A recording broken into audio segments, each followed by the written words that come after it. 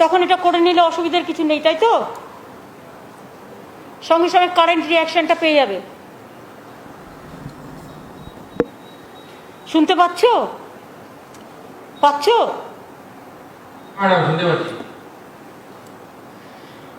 আপনারা সবাই জানতেন যে আজকে আমাদের এখানে প্রধানমন্ত্রীর একটা ভার্চুয়াল ভিডিও কনফারেন্স চলছিল এবং তাতে 10টা রাজ্যের মুখ্যমন্ত্রীদের ডাকা হয়েছিল, প্লাস কিছু ডিএমদের ডাকা হয়েছিল বিভিন্ন রাজ্যের। যদিও সিএমরা উপস্থিত থাকলে সিএমদেরই প্রায়োরিটি দিতে হয় বলে আমরা আমাদের রাজ্যের ডিএমদের অ্যালাউ করিনি। সেটা কথা নয়, কারণ আমি উপস্থিত ছিলাম, আমার চিফ সেক্রেটারি ছিল, আমার হোম সেক্রেটারি ছিল, আমার হেলথ সেক্রেটারি ছিল, সবাই ছিল। আমাদের যেটা সবচেয়ে বেশি খারাপ লেগেছে, একটা যুক্তরাষ্ট্রীয় কাঠামোতে মুখ্যমন্ত্রীদের অফিসিয়ালি আমন্ত্রণ জানিয়েও তাদের কাউকে একটি কথা বলতে না দেওয়া, তাদের সাথে সৌজন্যতা বিনিময় করা। আজকে কোভিড সবচেয়ে বড় প্যান্ডামিক সিচুয়েশন, এই সিচুয়েশনে আমরা প্রত্যেকেই আমাদের রাজ্যের দাবি দাওয়া নিয়ে আমরা উপস্থিত ছিলাম এবং আপনারা হয়তো বিশ্বাস করবেন এইসব পেপার বক্স টক্স করে আমরা সমস্ত রেডি ছিলাম। বাট আমাদের কাউকে 1 সেকেন্ডের জন্য বলতে দেওয়া হয়নি। উনি ওনার পছন্দ মতো কিছু ডিএম, ওনার বিজেপি রাজ্যের ম্যাক্সিমাম এবং 4-5 জনকে দিয়ে বলিয়ে নিজে ভাষণ দিয়ে শেষ করে দিয়েছেন। কি যে ভাষণ দিলেন সেটাও বুঝলাম না। এই মিটিংটা ছিল প্রাইম মিনিস্টারের কোভিড নিয়ে মিটিং। কোভিড নিয়ে মিটিংটা এত casual, it was just a casual super flock meeting. We the chief ministers are feeling insulted and humiliated,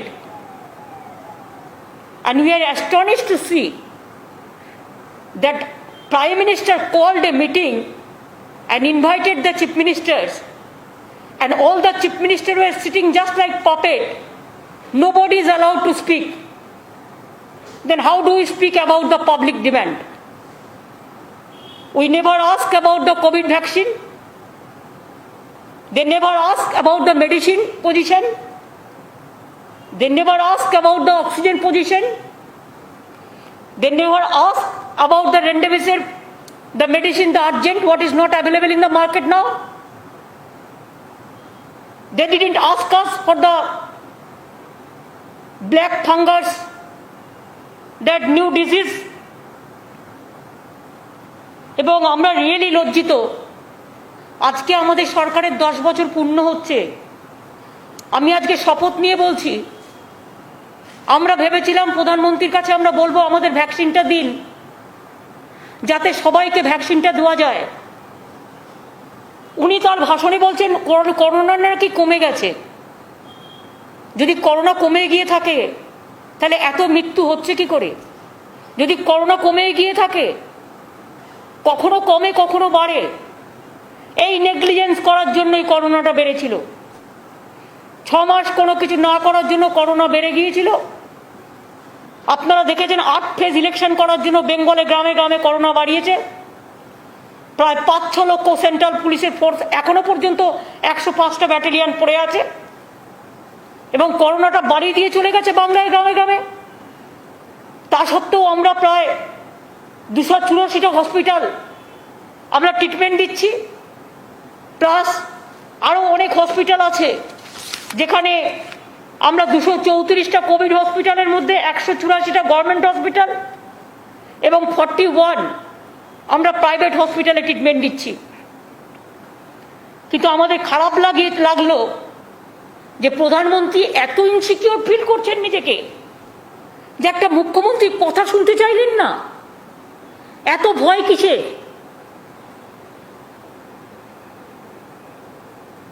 এত অবহেলা কিসের? যদি তিনি কথা না শুনতেই চান মুখ্যমন্ত্রীদের, তাহলে ফেডারেল স্ট্রাকচারের মুখ্যমন্ত্রী আমরা 3 কোটি ভ্যাকসিন দেওয়ার জন্য বলেছিলাম। দেয়নি, কমিয়ে দিচ্ছে, প্রতিদিন স্পিডটা কমিয়ে দিচ্ছে ভ্যাকসিন দেওয়ার। এ মাসে আমাদের 24 লক্ষ ভ্যাকসিন পাওয়ার কথা ছিল, 13 লক্ষ আমরা পাইনি। অক্সিজেন দিচ্ছে না। রেমডেসিভির যে ওষুধটা সবচেয়ে ইম্পর্টেন্ট করোনার জন্য, সে ওষুধটা মার্কেটে পাওয়া যাচ্ছে না। কে জবাব দেবে? প্রধানমন্ত্রী পালিয়ে গেলেন মুখ লুকিয়ে। জবাবটা কে দেবেন? সেন্ট্রাল গভর্নমেন্টের হাতে এগুলো সমস্তটা। না কেন্দ্র না রাজ্যকে কোনো রকম পয়সা দিয়ে হেল্প করছেন। এমনকি আমরা বারবার বলেছিলাম সারা ভারতবর্ষের 140 কোটি লোকের জন্য 30,000 কোটি টাকা স্যাংশন করলে ইউনিভার্সালি সকলে ভ্যাকসিনটা পেয়ে যায়। সেটাও দিলেন না। বড় বড় বিল্ডিং বানাচ্ছেন, স্ট্যাচু বানাচ্ছেন নিজেদের, এটা ওটা ভাঙছে, এটা ওটা করছে, সেসবগুলো করে যাচ্ছেন। আর আজকে মানুষ মরে যাচ্ছে, 18 বছরের ছেলেরা মেয়েরা মরে যাচ্ছে। আজকে যত মৃত্যুর সংখ্যা দেখছেন, এবারে কিন্তু সংখ্যাটা 30-35 বছর থেকে 55-60 বছরের মধ্যে বেশি। কই আমাদের জিজ্ঞেস করার সুযোগ দেওয়া হলো না? নদীতে মৃতদেহ ভাসিয়ে দেওয়া হলো। নমামি গঙ্গা আজকে মৃত্যুপুরী গঙ্গায় পরিণত হয়েছে। মানুষ গঙ্গার জলে পা দিতে ভয় পাচ্ছে। সারা দেশটাকে আজকে পুরো দূষণময় করে দিয়েছে, বিষাক্ত করে দিয়েছে, পরিবেশটাকে বিষাক্ত করে দিয়েছে। আর বলছে করোনা কমে যাচ্ছে। আবার কবে বলবে আবার একটু ঘন্টা বাজিয়ে দিন, তাহলে করোনা কমে যাবে। কোনো পার্মানেন্ট সলিউশন নেই, কোনো অ্যাকশন নেই।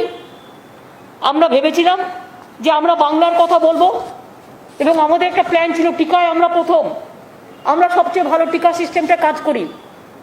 আমরা ভেবেছিলাম ভ্যাকসিনটা পাবো এবং দরকার হলে আমরা পয়সা দিয়ে কিনবো। কিন্তু সেই ভ্যাকসিনটা দিয়ে আমরা যেটা করব সেটা হচ্ছে আমরা বাংলার সব মানুষকে ভ্যাকসিনাইজেশনটা করে দেবো। কিন্তু প্রধানমন্ত্রী সেই সুযোগটা আমাদের দিলেন না। ইলেকশনের আগে বলেছিলেন, বিহার ইলেকশনের আগে যেমন বলেছিলেন বিনা পয়সায় ভ্যাকসিন দেবেন, বেঙ্গলও ইলেকশনের আগে বলেছিলেন বিনা পয়সায় ভ্যাকসিন দেবেন। এখন ভ্যাকসিন দেওয়া তো দূরের কথা, নিজের মুখ লুকিয়ে পালাচ্ছে। মিটিংয়ে ডেকেও একটা কথা বলতে দিচ্ছে না। তার মানে টোটাল ফেডারেল স্ট্রাকচারটাকে বুলডোজ করার, ডিমোলাইজ করবার এবং টোটাল ফ্র্যাকচার মানে ফেডারেল স্ট্রাকচারটাকে একেবারে দম্ভ দিয়ে গুড়িয়ে দেওয়ার, একেবারে শুম্ভ নিশুম্ভর মতো ঔদ্ধত্য, অহংকার, দানবিকতায় ঘেরা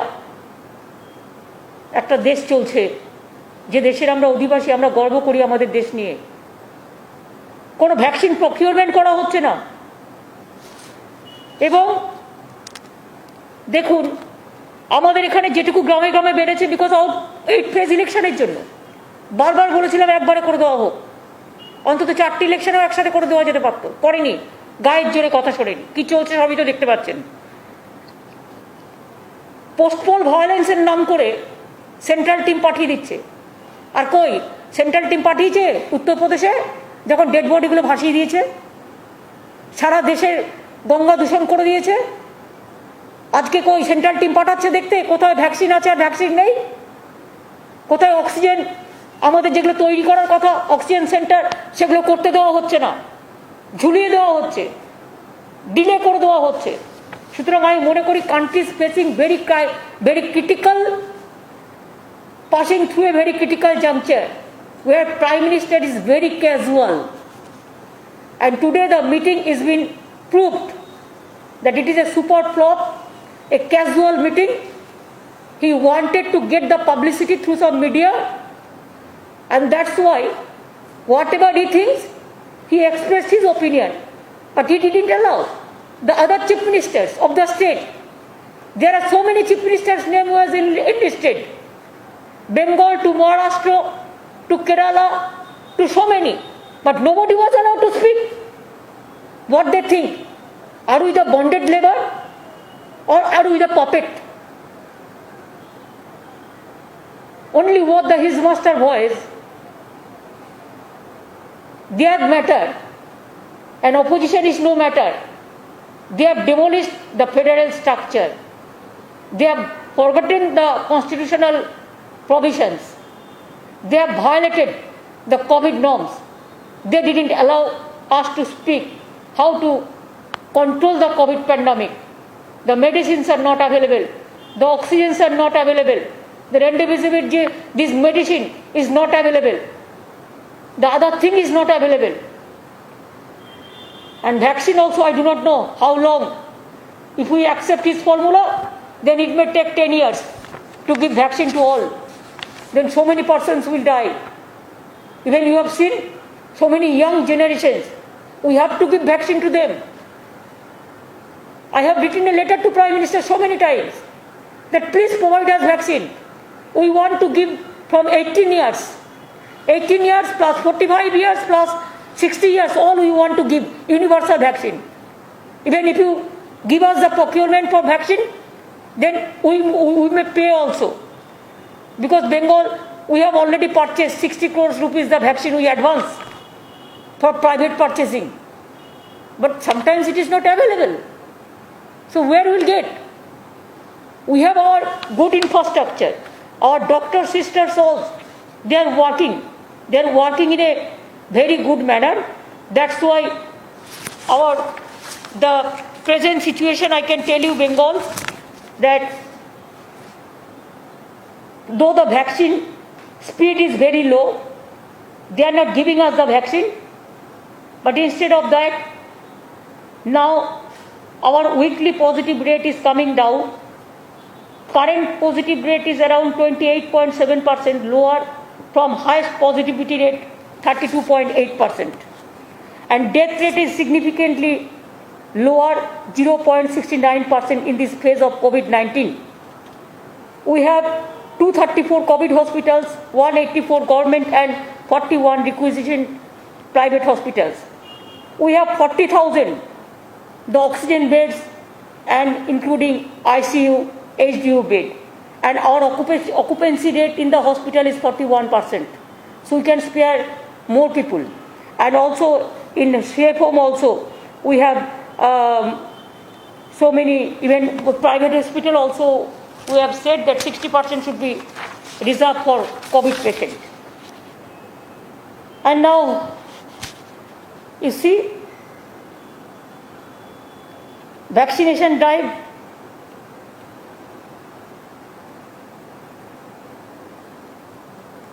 we have received from Central 1.31 crore doses for this doctor, nurse, sisters, for all, from where we have already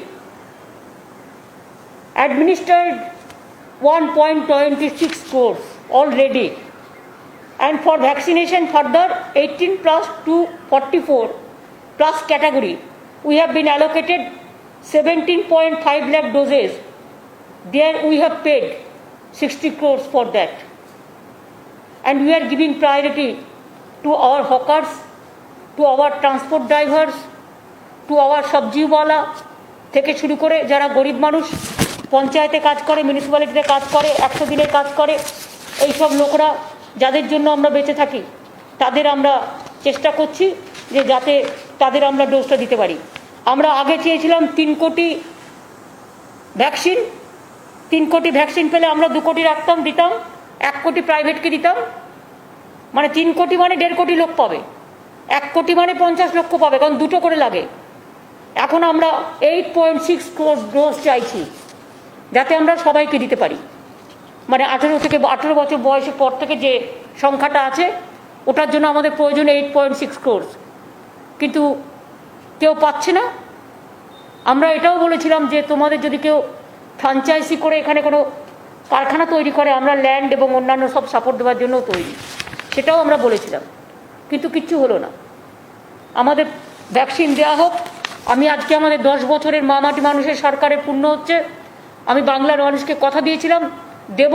আমি এখনও বলছি ভ্যাকসিন পেলে আমি পুরো সবাইকে 3 মাসের মধ্যে সব ভ্যাকসিন কমপ্লিট করে দেবো। কিন্তু গভর্নমেন্ট অফ ইন্ডিয়া যদি আমাদের না দেয় তাহলে আমাদের হাত পেয়ে খালি থালা নিয়ে অপেক্ষা করতে হবে। তার মধ্যেও ইতিমধ্যে আমরা প্রায় 1.5 কোটি মানুষকে ভ্যাকসিন দিতে পেরেছি।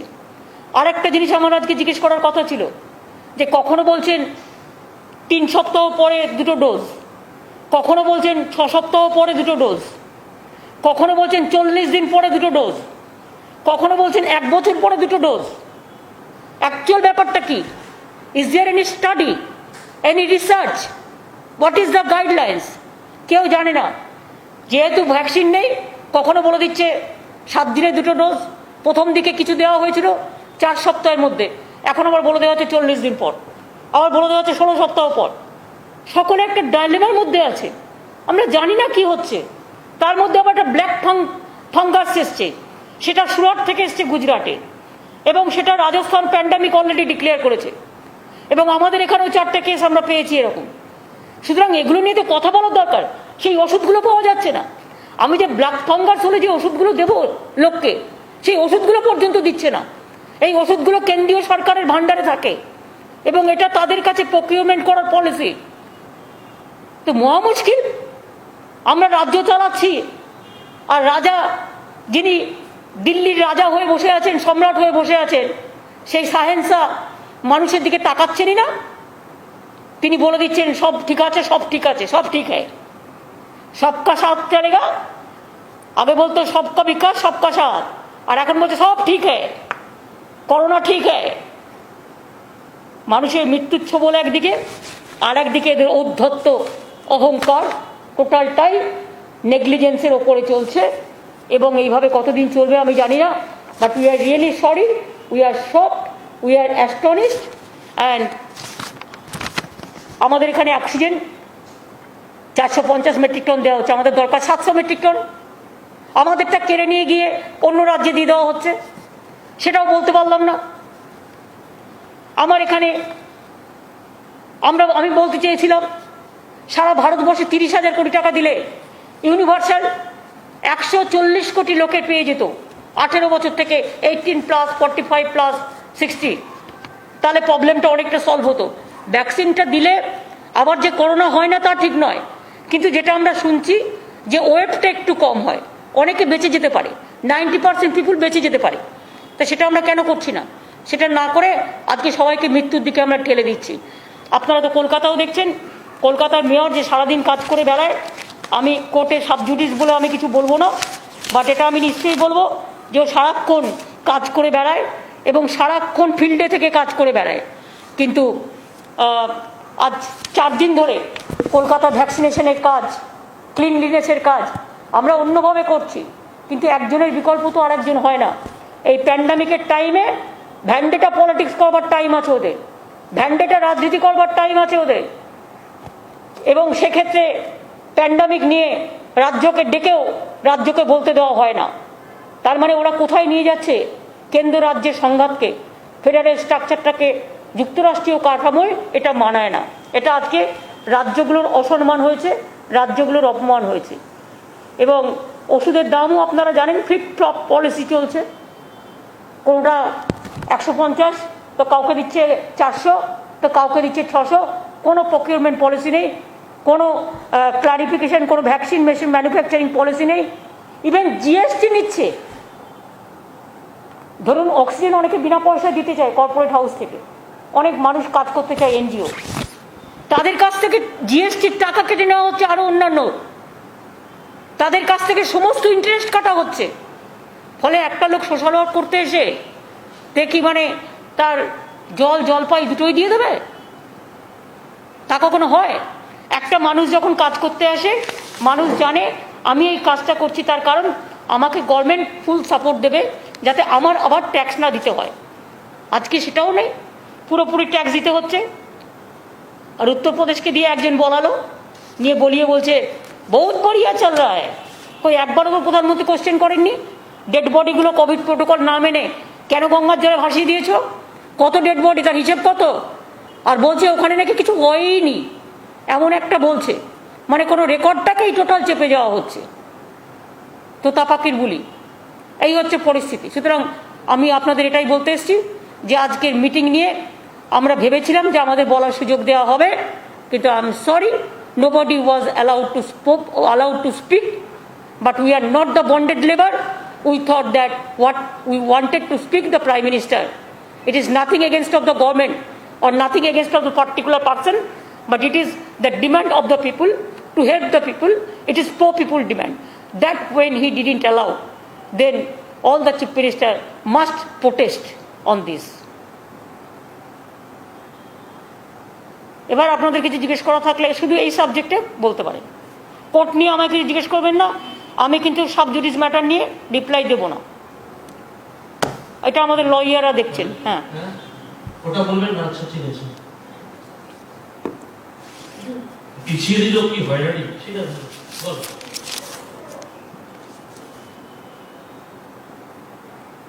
রাজ্যের তো আর্থিক পাওনা অনেক কিছু ছিল, কিচ্ছু দেয়নি, সেসব তো কিচ্ছু দেয়নি। একটা আমফান চলে গেছে, টাটা বাই বাই করে আকাশের ওপর থেকে ঘুরে চলে গেছেন দেবে বলে। আরেকটা আবার জোশ আসছে, তার জন্য আবার আমাদের প্রস্তুতি নিতে হচ্ছে। প্রতি বছর একটা করে দুর্যোগ, একটা দুটো করে আসে। একদিকে কোভিড দুর্যোগ, আর একদিকে কখনো আমফান, কখনো জজ, কখনো সুনামি, নানা রকম চলে। সুতরাং এটাও আর একটা সিরিয়াস দুর্যোগ আসছে। তার জন্য যা যা করার আমরা করেছি, আমরা সব ডিএমকে অ্যালার্ট করেছি। সুন্দরবনের এবং দীঘা কোস্টাল এরিয়া, কাছাকাছি এরিয়াগুলো সবাইকে অ্যালার্ট করা হয়েছে। এই জন্য গভর্নমেন্ট থেকে যা যা করার ডিজাস্টার ম্যানেজমেন্টের থেকে আমরা গতকাল মিটিং করে নিয়েছি এবং এটা নিয়ে করা হচ্ছে। আমি এক্ষুনি আবার মিটিং করব।